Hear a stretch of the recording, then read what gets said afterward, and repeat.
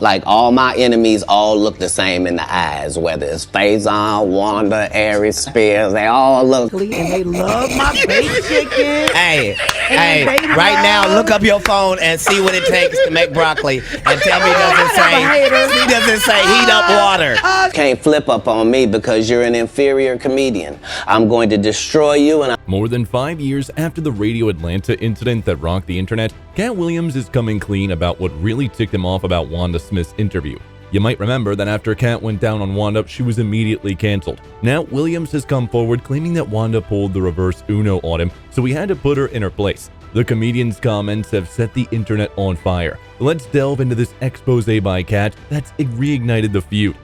Katt Williams is known for his cutthroat sense of humor. However, whenever he is threatened, he is not afraid to use his gift to set the record straight.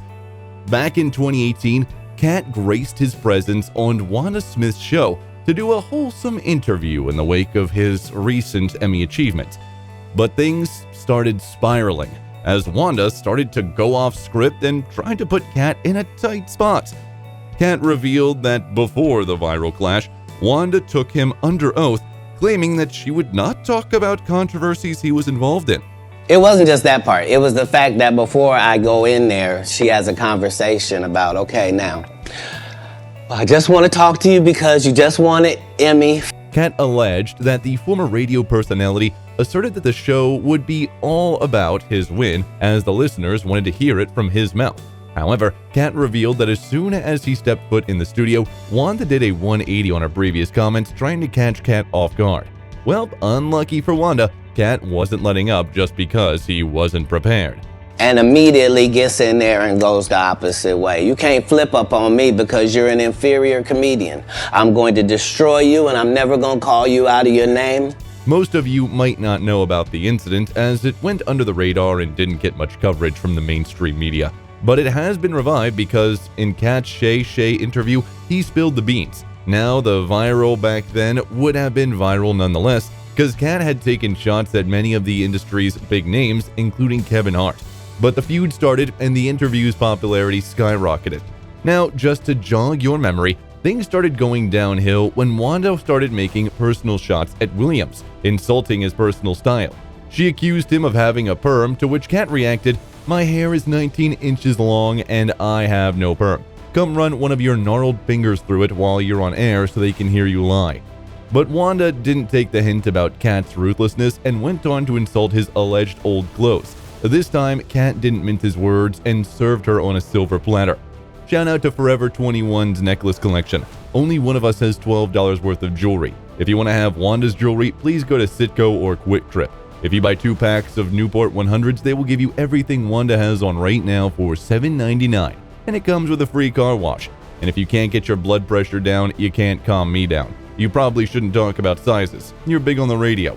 Now, this much heat should have glued Wanda's mouth shut, but she persisted into shaming Katt into admitting his alleged gay antics. It's a very thin line I gotta call, but this lady is trying to embarrass me in front of a largely gay fan base. That's why she got canceled. Gay people don't take it kindly that you would, as a bad term, call me gay.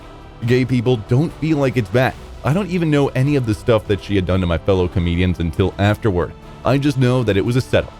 It's important to note that Wanda jumped into a burning hell when Katt gave his opinions on Tiffany Haddish being a top comedian.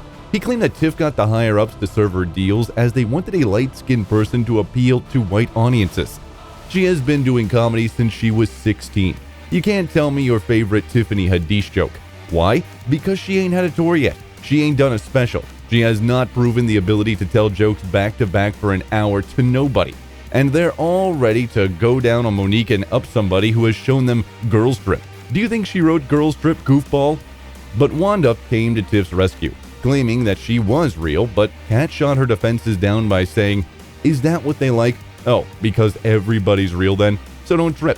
Wherever you're at, understand the sound of my voice. Do you have a real coworker? Do you have a Riche friend? Do you have a sister, a cousin, a nephew, a niece?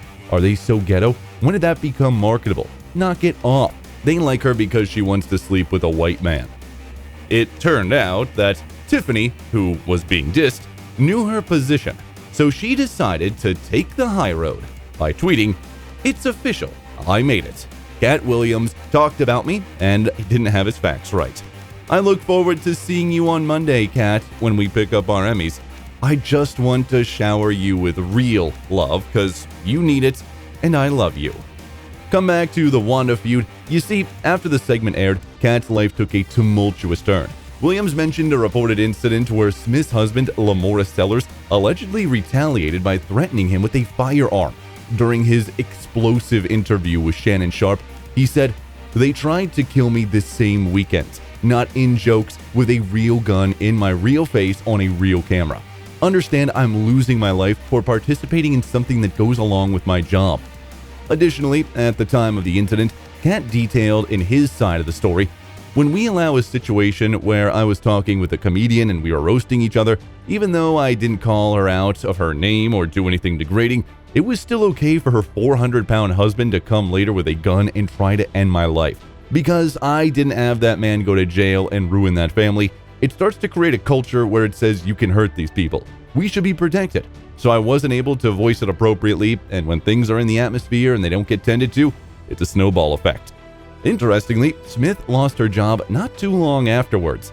Her Frank and Wanda co-worker Sophia was also let go from the radio show, and she believed that the Williams incident might have been the cause. In an interview with the Atlanta Voice, she said, "I can't say I don't know, but that may have something to do with it. But of course, they aren't going to share that information with us. I can only assume. So I don't know. Personally, I felt something big was going to happen because it put the station in a bigger light. Not the Katt Williams situation at the radio station, but afterward at the club with her husband and bringing the gun, and that became a big story." Now, you think after getting her behind whooped, Wanda would have the sense to apologize, but no. Wanda went on with her victim card, and instead of taking responsibility for her actions like an adult, she decided to shift the blame on her boss for not going on a commercial. She said, "I did expect you, as the man of the house, to stop the kids from playing, and that never happened." The owner responded to Wanda, saying, "I looked at it as two comedians playing the dozens, and you lost. I didn't feel at the moment that you were hurt. You got just as much power as I do to go to commercials. It's unfair to say I should have stopped it just because you lost." After witnessing the drama firsthand, the court of the public gave the verdict in Katt's favor. Her plan to destroy Katt on the airwaves backfired, and she couldn't handle it. She started that drama full of oxygen that she couldn't breathe. She deserved everything she got. Don't start nothing, and it won't be nothing. Some of the fans also pointed out that Katt did not disrespect her in any way. He's telling the truth. He didn't verbally disrespect her in any way during the interview, but he absolutely destroyed her. Getting her husband involved is where she screwed up. That's it for today. See you in the next one. Goodbye.